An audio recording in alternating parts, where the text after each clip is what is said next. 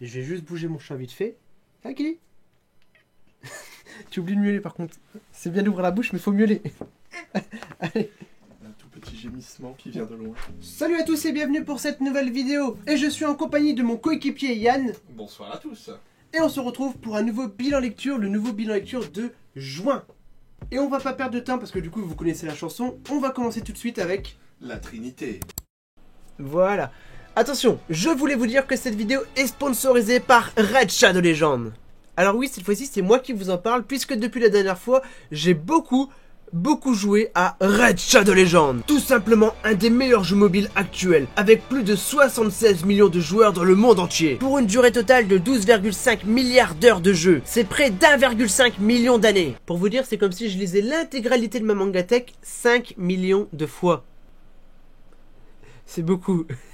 Mais Raid Shadow Legends, c'est surtout des centaines de champions, des combats de boss épiques, des combats PVP contre d'autres joueurs et un scénario hyper complet. Et surtout, c'est un jeu gratuit sur mobile et sur PC, c'est un jeu cross-platform. Là par exemple, moi je joue principalement sur PC. Si je veux aller dehors, je prends mon portable et je joue sur mon portable. C'est trop bien.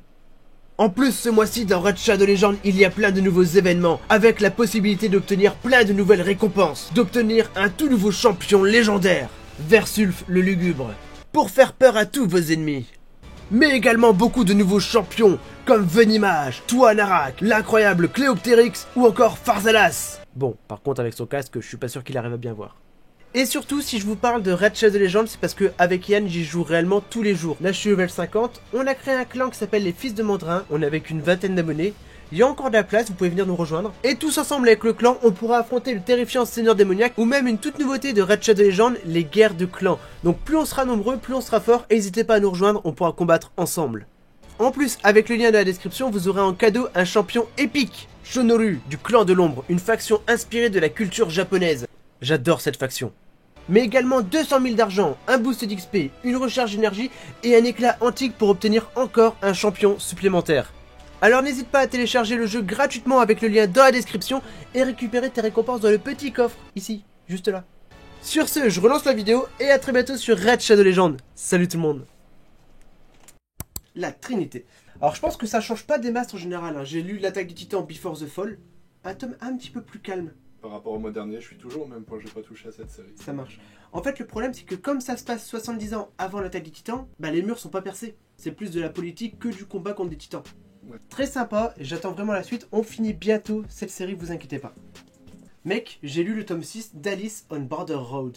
Ça approche de la fin de la publication française. C'est ça. Alors il y a un problème, c'est parce que le tome 7 et 8, ça fait 2 ans qu'on les attend, qu'ils sont jamais sortis. Mais c'est bon, il sort en septembre. J'ai cru lire aussi dans les commentaires la fois dernière. Il y en a- Jérôme, ça sort en septembre. Mais Jérôme, ça sort en septembre. Il y en a beaucoup qui me le disent, ouais, voilà. Le problème, c'est que la Trinité, il faut 3 mangas, et je vais pas attendre jusque septembre pour reprendre la suite. Donc on va remplacer ça maintenant. Et je pense qu'on va prendre du coup les One Piece, comme de la Trinité. Oh, bah, Ah. y a matière à avancer. Du coup, ça fera l'Attaque des Titans, One Piece après Alice on Border Road, et après il y a Jojo Bizarre Adventure. Et d'ailleurs, petite précision, c'est officiel, c'est vraiment la suite d'Alice in Borderland. C'est confirmé dans le tome 6, il y a une phrase qui le dit, c'est clairement la suite, point barre. Et ça c'est bien parce que du coup ça traite une nouvelle facette de l'univers, si tu veux. Ça complète l'univers qu'on connaît déjà, du coup. Une nouvelle manière, un nouveau endroit, un nouveau sujet. Mais ça reste dans l'univers d'Alice in Borderland, et ça c'est vraiment bien. Et du coup j'ai hâte d'avoir la fin en septembre. Ça sera la fin, ça sera fini. C'est fini en 8 tomes, ouais, complètement. Ok. Et pour finir la Trinité, je viens juste de le dire, c'était Jojo Bizarre Aventure, arc 2. Battle Tendency. Battle Tendency. Et bah effectivement j'aime beaucoup cet arc. Après clairement le Jojo il est, comment dire, il a un peu de chance on va dire. C'est-à-dire que clairement il devait mourir et il a dit ouais mais je serai plus fort que toi bientôt. Donc le mec il fait ah ouais bon d'accord, bah, je te laisse vivre et on verra ça plus tard. Là c'est le côté supérieur de la personne en face, j'ai plus le terme. Le côté... C'est l'orgueil. Oui, C'est ça. l'orgueil de la C'est personne. l'orgueil de la personne qui s'est dit oh tiens, éventuellement un petit défi ça peut être rigolo et bah... Et ça marche. Ouais, c'est un twist scénaristique. Après, si le perso il meurt dès le départ, c'est chiant aussi. Quoi. Ouais, je m'en doute que bah j'ai un manga où ça arrive et du coup je vais pas le dire parce que ça va spoiler. Mais j'ai un manga, le personnage principal, ou du moins le deuxième principal, meurt tome 5. Donc un très bon petit tome, j'aime beaucoup Joseph. Pour moi c'est mon préféré des Jojo, mais après je connais que 2. T'es à l'arc 3 ça du coup? Ouais, l'arc 3, Ok. arrivé au Jojo juste après, et bah je préfère encore le Jojo d'après, même s'il a un caractère un peu spécial. Sur l'arc 3, il est avec Joseph aussi, Donc ça fait un double Jojo en même temps et ça passe bien, quoi. Oh, ça matche bien, d'accord, bah j'ai hâte de finir cet arc-là. Je crois qu'il doit y avoir 6 ou 7 tomes. C'est pas un gros arc non plus. Hein. Non, ça va vite, ouais. Donc on finit ça bientôt, et du coup, bah on verra la suite le mois prochain. Et après la Trinité, n'oubliez pas, je vous le dis à chaque fois, à la fin de cette vidéo, vous choisissez quelle série je vais finir. Il y a le vote du public, donc c'est vous qui choisissez quelle série je vais finir, tout simplement. Tout à fait. Et le mois dernier, vous aviez un gros choix avec beaucoup de séries. Votez Silver Spoon. Votez Silver Spoon. Malheureusement, ça n'a pas marché. Non. Et donc le vote du public, ça a été un gros manga, à savoir The Promise Neverland. Donc ça y est, j'ai enfin fini la série The Promise Neverland TPN, c'est plus rapide à dire. T'as arrêté au tome 11 toi. Ouais, 10 ou 11, je ne sais plus exactement. Mais... Je vais pas trop spoiler la deuxième partie du manga, parce qu'elle est... En vrai, la deuxième partie, j'ai trouvé un peu moins bien. The Promise Neverland, globalement, c'est l'histoire un peu comme Starving Anonymous. C'est-à-dire que t'as des enfants qui sont dans un espèce d'orphelinat, sauf que c'est peut-être pas super joyeux et que peut-être que les enfants sont finalement, on va dire, meurent s'ils ne s'échappent pas. Voilà, globalement.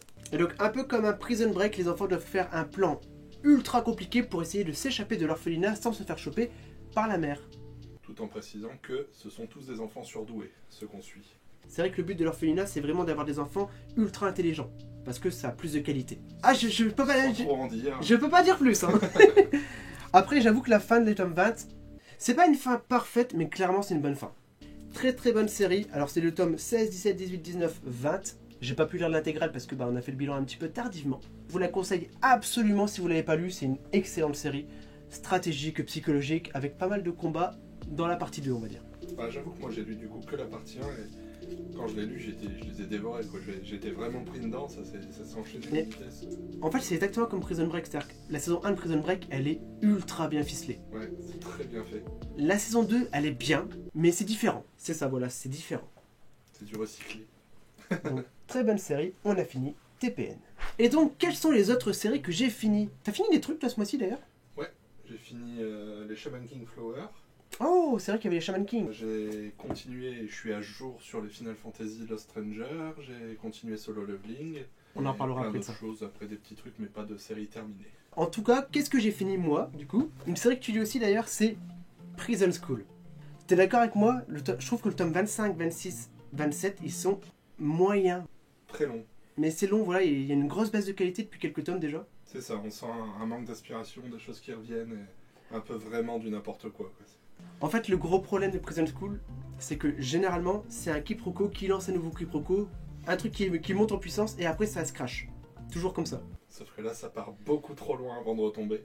Et surtout qu'en fait, t'arrives à la fin. Donc t'es obligé de résoudre des situations et tu peux pas en relancer beaucoup non plus, tu vois. Tout à fait. Et c'est ça le problème, c'est que c'est vraiment, il y a des moments creux en mode, faut qu'on arrive sur l'objectif, faut qu'on continue à faire des gags, mais on peut pas trop les monter en puissance.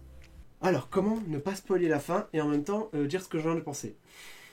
C'est un manga qui parle d'évasion, encore une fois, comme TPN. Et qu'est-ce que je peux dire de la fin sans trop spoiler? C'est une fin qui correspond au manga.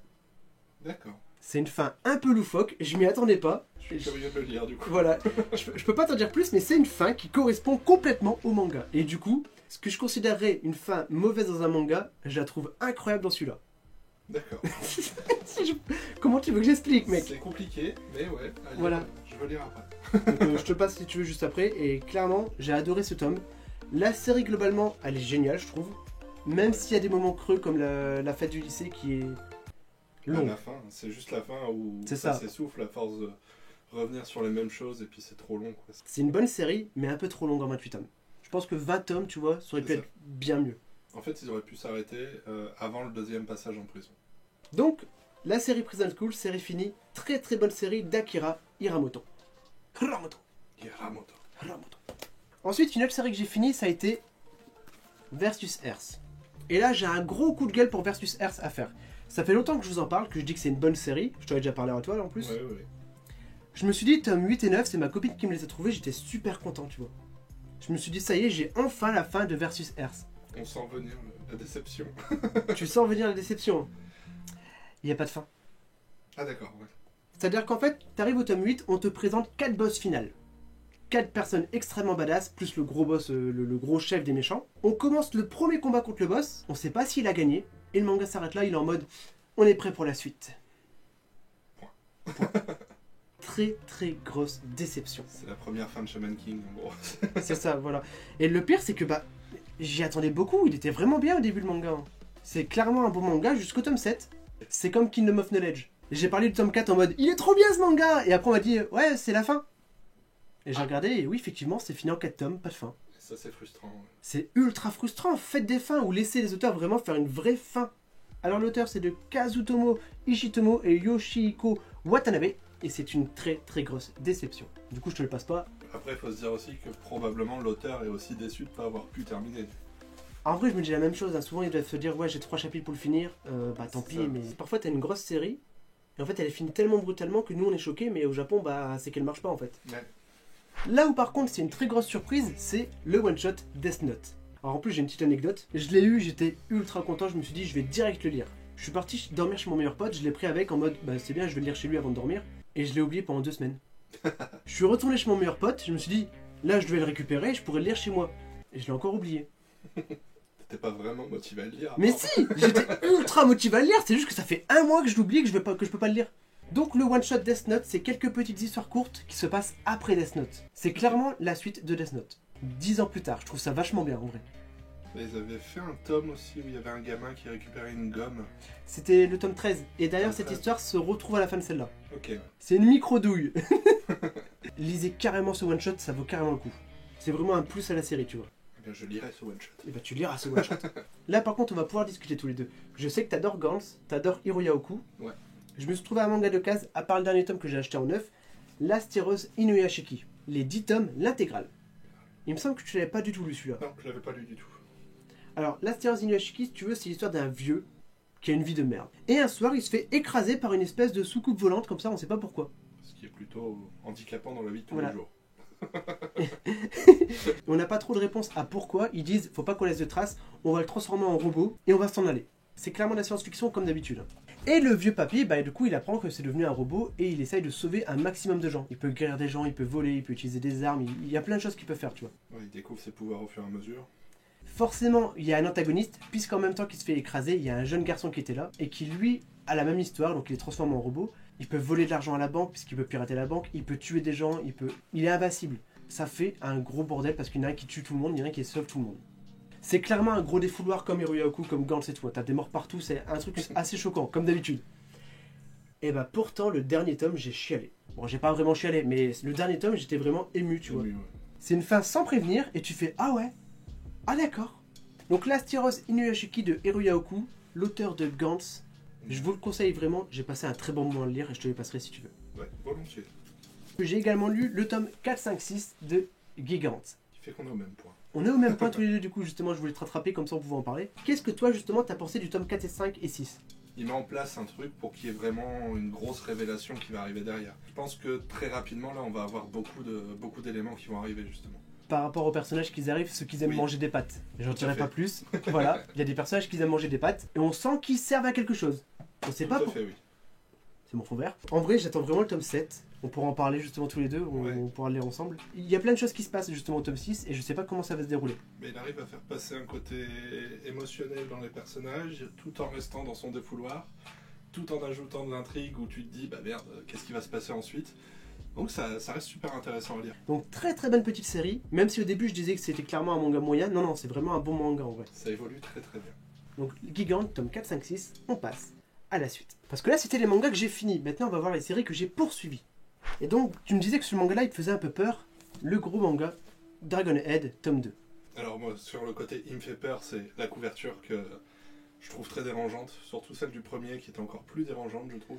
Je vois ce que tu veux dire sur le premier tome, parce que le premier tome, le personnage devient complètement fou et il se fait tout des marques sur le visage en fait. Mais du coup t'as pas lu du tout. Non, du tout, du tout. Alors pour ceux qui connaissent pas, c'est un manga de type catastrophe. Il y a une grosse explosion, un grand tremblement de terre, et les gamins se retrouvent ensevelis sous un tunnel. Ils peuvent pas sortir, ils sont dans le noir complet. Ok. D'où le fait qu'il y en a un qui devient complètement taré, parce qu'ils sont enfermés dans le noir et il y a des morts partout autour d'eux, tu vois. Ouais, tu perds la notion du temps, tu sais pas ce qui va t'arriver, etc.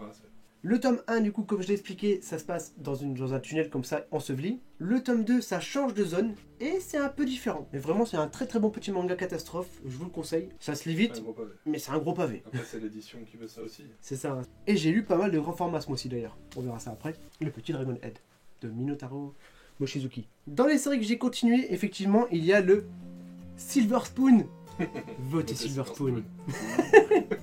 Silver Spoon, j'ai trouvé l'intégrale. Ce qu'il y a, c'est qu'il y a beaucoup de lectures et que ça parle d'agriculture. Donc c'est pas extrêmement, comment dire, c'est pas très actif comme manga. Il n'y a pas beaucoup d'action, mais il se passe beaucoup de choses quand même. Alors j'ai lu le tome 2, 3, 4, 5, 6, 7. Et je pense que je vais essayer de finir la série pour le mois prochain. Donc Silver Spoon, très très bon manga de Hiromu Arakawa, l'auteur de Full Metal Alchemist. Et puis comme on en avait parlé, c'est un manga qui t'explique des choses, donc ça reste toujours assez intéressant. C'est ça, c'est un manga qui est vraiment très instructif. Et en même temps, bah, t'as du comique, t'as une histoire derrière, c'est une bonne écriture. Parlant de tranches de vie, il y a également le Hitman, les coulisses du manga. Alors là, c'est un petit peu plus, comment dire... Tu sens que c'est un petit peu plus romancé. Genre comme de par hasard, il se passe des choses incroyables. Genre, ils doivent faire la promotion d'un groupe de musique. Il va rencontrer le groupe dans la rue en mode « Ah, salut, bah écoutez, bah finalement, je sais pas qui vous êtes. » On se rend compte, 1 heure après, « Ah bah je dois faire votre manga. » Ça tombe bien. Ça tombe bien, voilà. Mais donc voilà, Hitman de Kujiseo, c'est un manga tranche de vie, mais un petit peu excessif dans la chance, tu vois. Tout à fait, ouais. Voilà, très très beau manga sur les coulisses du manga, si ça vous intéresse. Alors, série que j'ai continué, et en pensant à toi d'ailleurs, ça a été Sunken Rock, tome 9 et 10. Et comme tu me disais, en fait, il y a un moment dans Sunken Rock où la série, c'est pas qu'elle s'essouffle, mais elle a un gros creux, voilà.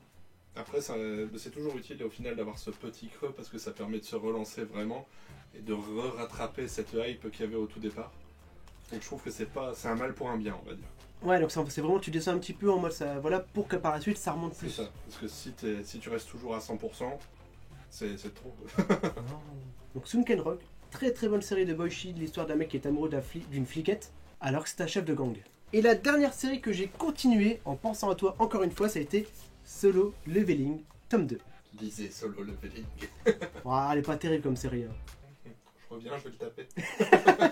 J'avoue que le tome 2, je suis moins hypé qu'avec le tome 1. C'est-à-dire que le tome 1, ça se finissait sur, voilà, tu es dans le danger, tu es dans un donjon solo, démerde-toi. Et vraiment, tu te disais, mais comment il va s'en sortir? Le tome 2, ça se finit sur, tu as fini quelque chose, on sait pas ce qu'il y aura après.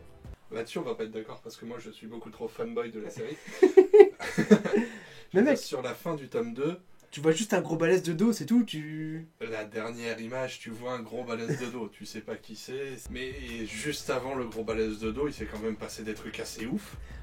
Ok, là, oui, la fin est bien, mais il n'y a pas de gros cliffhanger, c'est-à-dire que c'est fini ce qui s'est passé. Il n'y a pas de gros cliffhanger, mais tu te doutes bien que ce gros balèze de dos, il va pas être en mode super sympathique par la suite. On voit de base qu'il a le dos d'un méchant. Oui, voilà, mais pour l'instant, il a aucune information pour le retrouver. Aucune information. Après, c'est pas très grand comme pays, donc bon. En vrai, c'est une très bonne série, bien construite. Il y a vraiment des bons climax à chaque fin de chapitre, sauf à la fin de ce livre. Mais je suis désolé, à chaque fin de chapitre, t'es en mode je veux la suite. Et à la fin de ce livre, tu fais ok. C'est parce que t'es pas curieux. Bah oui, bien sûr que je suis curieux, mais mais j'aime bien, voilà, les constructions. De toute façon, t'es quelqu'un qui aime pas lire, ça se voit. Moi, non, j'aime pas lire ça. Trop de lecture, trop. Ah, les mangas, il y a que des images, hein, de toute façon. Non, franchement, pour ceux qui auraient le même avis, continuez, ça vaut vraiment le coup après. Donc, lisez Solo Leveling, c'est même pas moi qui le dis, c'est Yann. Et d'ailleurs, on va rester dans le webtoon. J'ai Tifa et Yuko qui m'ont offert Bâtard, tome 1 et 2. Est-ce qu'il y a un message caché? Je vais dire, je sais pas, je les ai pas lus, mais moi perso, Sweet Home, j'ai été très dérangé par les dessins au départ. Mais je voulais la suite après avoir vu la série sur Netflix, donc je les ai quand même lus. On fait vite abstraction du dessin au final quand on arrive à se rentrer dans l'ambiance. C'est bon, exactement ça. Et avec ce manga, c'est totalement ça, c'est qu'au début tu te dis, c'est moche. Enfin, c'est pas moche, mais c'est pas un dessin auquel on est habitué à avoir en fait. C'est un style assez atypique. Ouais. Et le manga, il est ultra oppressant. Globalement, c'est l'histoire d'un jeune garçon qui vit avec son père. Donc là, on pourrait dire tout se passe bien. Sauf que son père, c'est un psychopathe qui arrête pas de tuer des filles. Et comme il vit avec lui, bah, il est obligé de l'aider, plus ou moins. Super climat familial. Ouais, super ambiance. Surtout que si jamais il obéit pas trop à son père, il se dit, bah, je risque de me faire tuer par mon père à n'importe quel moment. Ouais, effectivement. Tu vois la petite ambiance familiale très sympathique. Un jour, il va rencontrer une fille quand il va changer d'école. Et il va finir par tomber amoureux de cette fille. Donc là, tu te dis, ah, une petite histoire d'amour. Sauf que son père va dire, eh ben écoute, tu vois, cette fille-là, faut que tu me la ramènes parce que j'aimerais bien la tuer.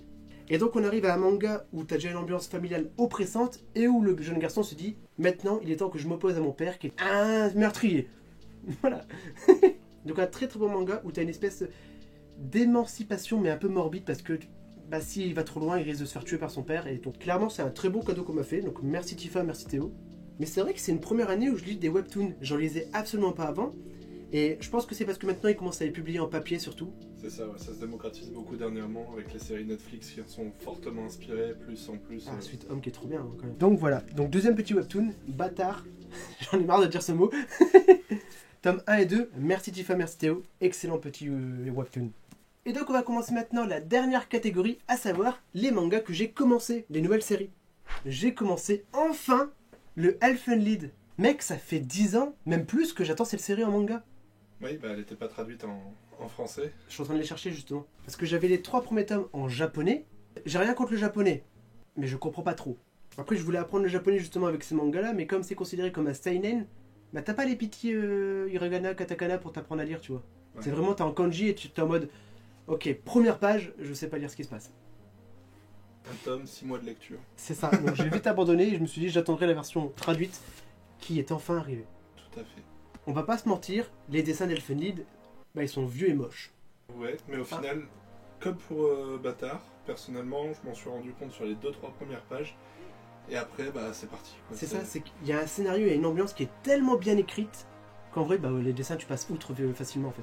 C'est ça. C'est très maladroit au début niveau dessin, mais je pense que ça va vite s'améliorer parce que c'est son tout premier manga à la base. C'est ça qui est important aussi, c'est que c'est le tout premier manga qu'il a fait, et tu sais qu'il y a pas mal de tomes, donc à mon avis, on va vite voir une progression. Déjà à la fin du tome, tu vois que ça commence à quelques petites améliorations. Tout à fait. Après, c'est une histoire assez folle. Je savais pas que c'était son premier, pour un premier manga. Ouais, je savais pas non plus, c'est dit là-dedans en fait, et c'est son tout premier manga, Elfen Lied. C'est assez ouf.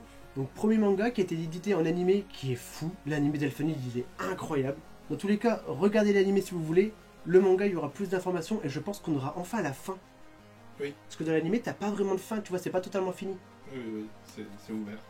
Encore. Donc Elfen Lied, 10 ans que j'attends ce manga, même plus, et clairement, je suis satisfait, tu vois. Pareil. C'est une très bonne édition double, avec une très belle jaquette, elle est superbe, je trouve. Tout à fait. Donc c'est Elfen Lied de Lin Okamoto, premier manga, et clairement c'est déjà un très bon manga. Et hâte d'avoir la suite. Là, faut que je te raconte quelque chose. C'est le meilleur manga que j'ai lu ce mois-ci. Enfin, c'est peut-être pas le meilleur manga du bilan lecture. C'est la meilleure découverte. Mais c'est la meilleure découverte, celui qui m'a le plus impacté. Et donc le manga, c'est 100 Bucket List of the Dead. En vrai, c'est juste Bucket List of the Dead, hein, je pense. Alors, il faut savoir que c'est par le scénariste Haro Aso. C'est le scénariste de Alice in Borderland. Et comme avec Alice in Borderland, c'est un manga avec beaucoup de leçons de morale. L'histoire, si tu veux, c'est un garçon qui passe sa vie au travail et qui subit ce qu'on appelle du harcèlement au travail, tu vois. Ok. Clairement, il vit 24 heures H24 au travail, il s'occupe plus de son appart, c'est le bordel et tout. Le gars, c'est un déchet. Enfin, il part en dépression, il est ultra mal à cause du travail. Et un jour, il y a une invasion de zombies. Alors tout le monde est en panique et lui, la seule chose qu'il se dit, c'est bah, j'ai plus besoin d'aller travailler. Du coup, il est heureux. Et du coup, il est heureux. Et du coup, c'est le seul mec qui a un grand sourire alors que tout le monde panique. Et comme il a gâché sa vie, qu'il a rien fait à part travailler, il se dit ok, je vais faire une liste de 100 choses à faire avant de mourir à cause d'un zombie. Et du coup, bah, crois-moi que je commence à le faire, à faire une liste de 100 choses que je dois faire avant de mourir. Pas très bonne ambiance, mais bon. Et c'est pour ça qu'il m'a touché, parce que c'est vraiment un manga qui te dit mec, t'as qu'une vie, profites-en, essaye de faire des choses. Essaye d'être content de ce que t'as fait de ta vie. Donc c'est Bucket List of the Dead, clairement c'est un bon petit manga. Si tu veux que je te le passe, je te le passe direct. Ça se lit très vite, c'est une bonne ambiance comme ça, c'est pas très horreur non plus. Mais j'ai bien aimé ce manga. Et le dernier manga de ce bilan lecture, encore une fois, ne partez pas, il y a le vote juste à la fin. Le dernier manga de ce bilan lecture, mec, c'est une petite découverte. Alors, j'avais déjà lu le tome 1 il y a très longtemps. C'est la série Green Mechanic. Alors, c'est de Yamishin, donc j'ai lu les tomes 1, 2, 3, 4, 5, 6. J'attends le tome 7. Je ne connais pas du tout. Tu connais pas? Eh bien, c'est un manga français. Et tu vois, ça m'aurait pas choqué que ce soit édité chez Ankama. Je te laisse feuilleter un petit peu si tu veux. Ah ouais, il est beau. Ah, c'est super beau, c'est vraiment super beau comme manga. Et si je me trompe pas, c'est soit français, soit suisse. Corrigez-moi dans les commentaires, je suis pas sûr. En tout cas, j'ai déjà eu un message de Yamishin, donc très sympa comme auteur. Et d'ailleurs, si tu passes par là, Yamishin, n'hésite pas à laisser un petit commentaire. Et donc, Green Mechanic, si vous voulez, ça se passe dans le futur. Il y a tellement de pollution que les humains ils vivent en moyenne 30 ans maintenant. Ce qui peut arriver notamment avec le Canada qui est à 50 degrés, tu vois. Donc, Oui. Et donc ça raconte l'histoire d'une jeune fille, une jeune demoiselle, qui un jour se retrouve dans une casse et trouve un robot morphique. C'est-à-dire que le robot peut changer d'apparence. Un peu comme Gun, tu vois. Elle trouve un robot et le robot, bah, c'est pas qu'elle l'adopte, mais elle le répare et elle le garde. Et donc Misha, le personnage principal avec son robot, vont rechercher son ami d'enfance à Misha, qui s'appelle Mikhail, qui a disparu. On sait pas ce qui s'est passé. Et comme je vous l'ai dit, ça parle beaucoup de pollution, de ce qui va arriver dans le futur de toute façon. Et il y a des monstres qu'on appelle les ersatz, qui eux sont un peu comme on pourrait dire la nature qui reprend ses droits. Ouais. C'est des monstres, mais qui, quand ils évoluent, qui perdent le contrôle, c'est vraiment, t'as des espèces d'arbres ou des choses comme ça, tu vois. Mais il y a plein de choses dedans que je pourrais vraiment faire une vidéo entière sur ça, parce qu'il y a plein de choses à dire, c'est vraiment bien construit, il y a énormément de lecture, et c'est super bien dessiné. Et ben vraiment, je suis content d'avoir lu ça, et je vais me prendre les prochains tomes du coup. Pas de regret. Pas de regret. Pourquoi je pensais aux rats? Pas de panique à bord, le fun et la vitesse d'abord. Pas de panique à bord. C'est les rats, c'est les rats. Qui sont là pour ça. Donc Green Mechanic, tome 1, 2, 3, 4, 5, 6, c'est peut-être l'un des mangas que je conseille le plus. En vrai, il y en a plein, c'était vraiment un bon bio-lecture, malgré quelques grosses déceptions. On pense à Versus Earth. Enfin, clairement Versus J'ai Earth. l'impression que ces derniers mois, c'est quand même des bons bilans lecture. En vrai, je suis super content de ce que je lis en ce moment. Après, c'est surtout qu'il y a des mangas moyens que je suis pas motivé à lire. C'est surtout ça, en fait, je lis les mangas que j'ai envie de lire, et donc j'aime bien ce que je lis. Mais parfois, t'as des fins qui te disent, bah non, finalement, mon manga, il est nul. Et c'est ce qui a failli se passer avec Prison School. Prison School, sur le moment, je me suis dit, non. Quelques secondes après, tu fais, Prison School. Ok, c'est Prison School, je comprends pourquoi. Oui. Clairement, c'est une bonne fin pour Prison School. Et voilà, messieurs, dames, pour le petit bilan lecture de juin. Alors, petit, mais qui me fait super mal au poignet. Je vais vite le poser. Avant de partir, n'oubliez pas qu'il y a le vote du public. Vous décidez quelle série je vais finir pour le mois prochain, pour le prochain bilan lecture. Alors je vous avoue que c'est un petit mois et donc on va faire des séries soit courtes, soit que je peux quasiment finir déjà. Et donc pour ce mois-ci, vous allez choisir entre Silver Spoon, parce que j'ai envie de le remettre, le petit manga Crimson Wolf, un manga pas très connu en vrai. Je l'ai lu. Tu l'as lu? Oui. Ah, bon. Moi je l'ai pas encore lu du coup. Et pour finir, il y a le manga Adam, l'ultime robot. Donc c'est 2 séries en 4 tomes, et Silver Spoon, il me reste 6 ou 7 tomes à lire. Et donc je vous rappelle, c'est dans l'onglet communauté, il y a le vote, comme ça vous décidez quel manga je vais finir pour le prochain bilan lecture. Et en attendant, je vous rappelle que j'ai quand même fini The Promised Neverland, qui était vachement bien. Sur ce, j'espère que cette vidéo vous aura plu. Merci Yann d'être passé. De rien, encore une fois. On se retrouve du coup pour le prochain bilan lecture. Tout à fait. Sur ce, on se retrouve pour une prochaine vidéo. Salut à tous, n'oubliez pas de vous abonner. À très bientôt.